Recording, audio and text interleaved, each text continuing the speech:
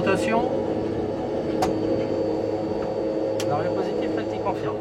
Décollage réussi pour ce Limoges Périgueux. L'exercice, fictif, se déroule dans un simulateur de vol.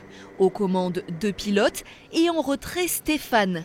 Dans la vie de tous les jours, il est commandant de bord, mais aujourd'hui, il a le rôle de l'instructeur, chargé de déclencher des pannes inopinées et de repérer la moindre erreur d'appréciation. Par exemple, la panne juste après le décollage.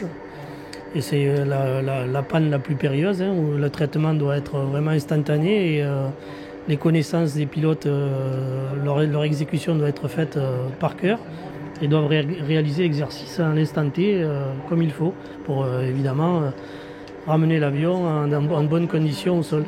Le cockpit est la réplique exacte d'un Beechcraft 1900, un petit avion de ligne.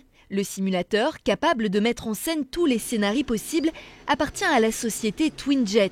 Depuis 2017, les formations en vol sont interdites. C'est donc au sol que la société basée au Mille entraîne ses équipages et même ceux d'autres compagnies.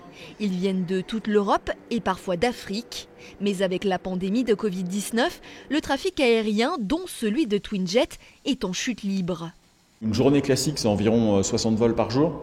Et aujourd'hui, c'est presque un vol tous les 2 jours. Conséquence, beaucoup de pilotes se retrouvent au chômage technique, au risque de perdre certains réflexes. Les pilotes, ce qu'on leur demande de faire, c'est de travailler chez eux, entre guillemets, pas leur devoir de vacances, mais un peu la même chose, donc faire ce qu'on appelle les amphicabines, c'est-à-dire respecter les gestes clés et bien connaître les procédures qu'ils sont censés connaître par cœur. Mais bon, c'est vrai que l'inactivité fait que, bon, ça peut, entre guillemets, quand on n'utilise pas la chose tous les jours, ça peut devenir moins automatique qu'auparavant. Donc on les incite à travailler ça et on le voit tout de suite, parce que quand ils passent au simulateur, on voit le pilote qui a travaillé et qui a fait, entre guillemets, ses révisions et celui qui ne l'a pas fait.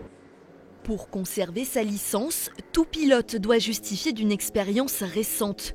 Voici ce qu'impose la réglementation internationale de l'aviation civile. Au minimum 3 décollages et 3 atterrissages sur une période de 90 jours.